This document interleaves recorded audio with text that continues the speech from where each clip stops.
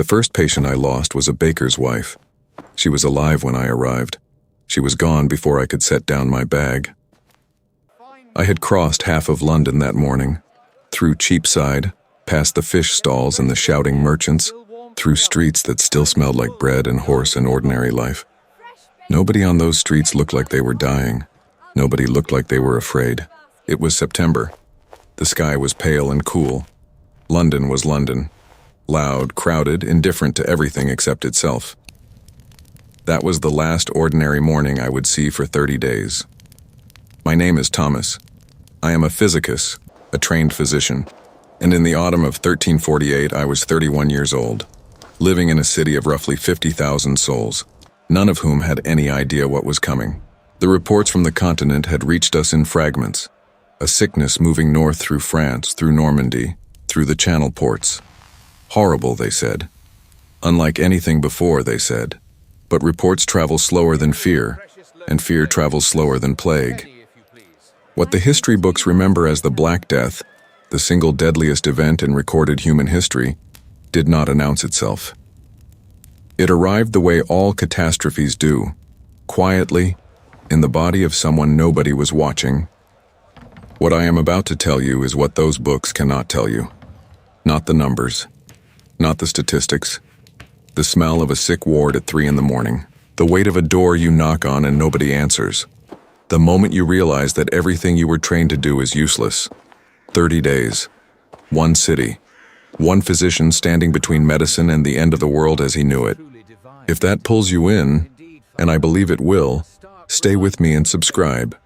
Because what happened inside London in those 30 days is one of the most devastating, most human stories in all of recorded history. And it starts right here. London in the summer of 1348 was a city that believed in itself completely. Walk with me through Cheapside on any morning before all of this, and you would understand why. The Great Market Street ran east to west through the heart of the city, wider than any other road in England, lined on both sides with stalls selling cloth, spices, silver, honey, live poultry, and every variety of bread you could name. The noise was extraordinary, haggling in English, in French, in Flemish, in a dozen languages at once. The smell was worse.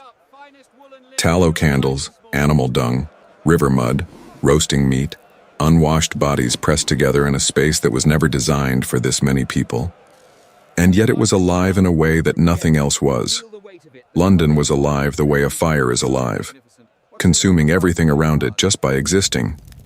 I lived near Aldgate, in a narrow stone house I shared with my instruments and my books. My library was my most valuable possession. A copy of Avicenna's Canon of Medicine, Galen's writings on fevers, several manuscripts from the medical school at Montpellier where I had studied for 3 years in my 20s. I believed in these books the way a priest believes in scripture.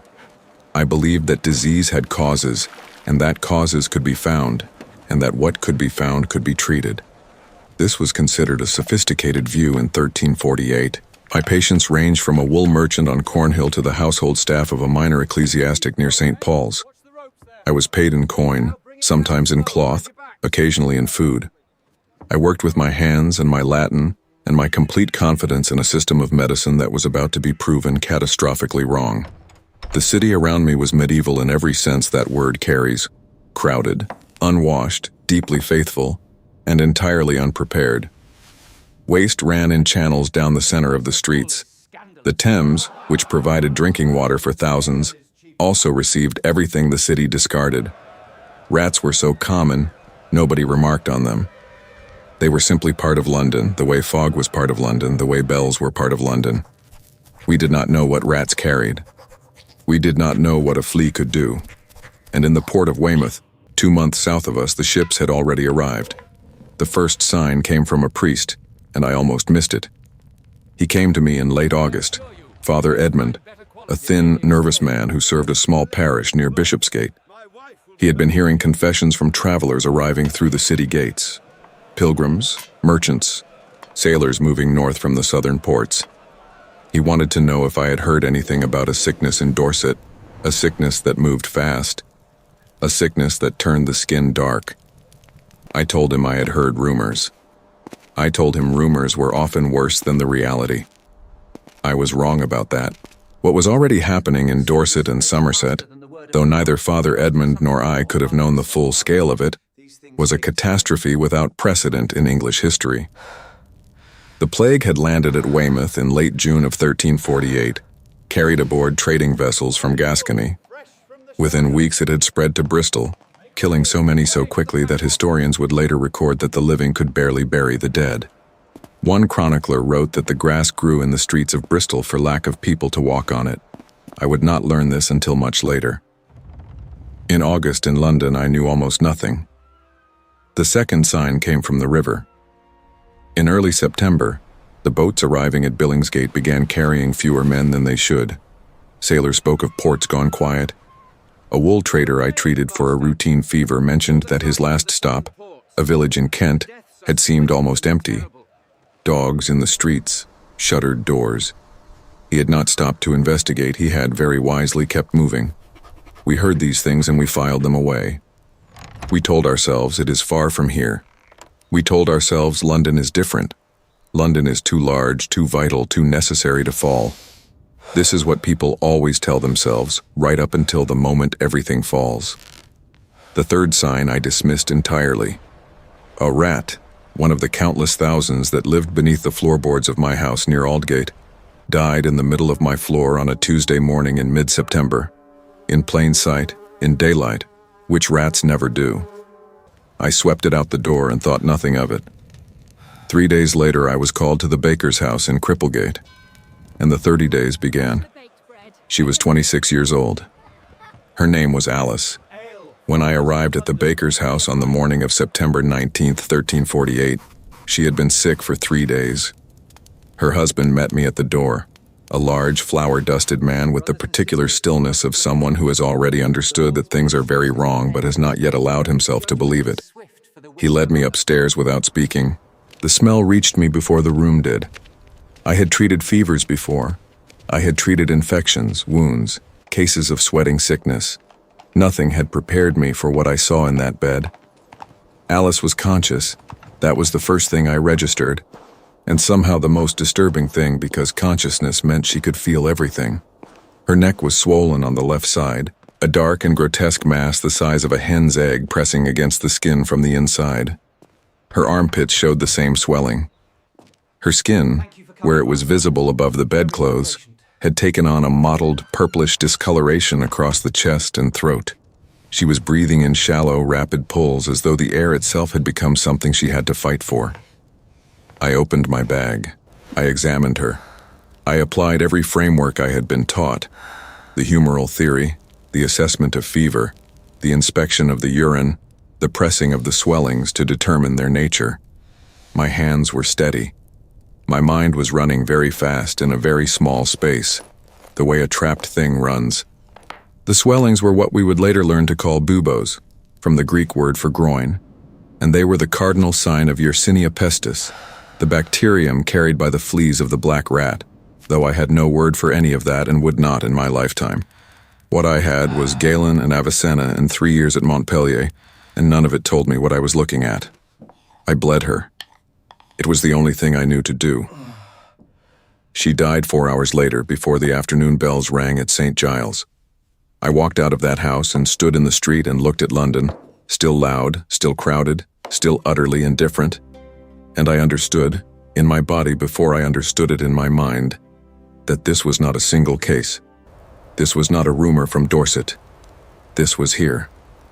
This was inside the city walls, and it was only just beginning. By the end of those 30 days, half of my patients were dead. By the end of 1349, historians estimate that between a third and a half of London's entire population had been killed. 50,000 people, reduced in less than 18 months to somewhere between 25 and 35,000. The parishes ran out of burial ground so quickly that new pits had to be dug outside the city walls. One of them, excavated by archaeologists in 2013 near Charterhouse Square, during construction work for the Crossrail project, contained the remains of at least 25 individuals buried in careful rows, with evident attention and grief. They were not thrown in. They were laid down. Even in the worst of it, Somebody was still trying to do things with dignity. That detail has stayed with me. Or rather, it has stayed with the historians who found them, and through them with me. The people of 1348 did not know what was killing them. They had no germ theory, no antibiotics, no understanding of vectors or infection. They had prayer and they had each other and they had the instinct, even in the middle of catastrophe, to bury their dead with care. That instinct is not nothing. That instinct is, arguably, everything. I survived those 30 days. Many physicians did not. Records suggest that doctors and clergy, by virtue of being closest to the sick, died at rates significantly higher than the general population. I survived and I kept working, not because I believed I could stop it, but because stopping felt like a betrayal of something I could not name. The baker's wife, Father Edmund, the wool merchant on Cornhill, the household staff near St. Paul's. You keep moving because they cannot. The Black Death did not end medieval Europe, but it cracked it open. In its aftermath, labor became scarce and laborers gained power. The feudal system began, slowly, its long collapse. The church, unable to explain or prevent the catastrophe, lost a fraction of its absolute authority. Something shifted. Catastrophe has a way of doing that, of revealing which structures were only held together by the assumption that they would last forever. 7 centuries later, the bones beneath Charterhouse Square are still there. The city built its future directly on top of them, the way cities always do, on top of everyone who came before, on top of every ordinary morning that ended without warning. I was a physician in London in 1348. I carried a bag and I believed in my books and I lost more than I saved. And now you know what those 30 days felt like from the inside. If this story stayed with you, and I think it did, share it with someone who loves history, because the people who died in London in 1348 were not a statistic. They were a baker's wife named Alice. They were a nervous priest at Bishopsgate.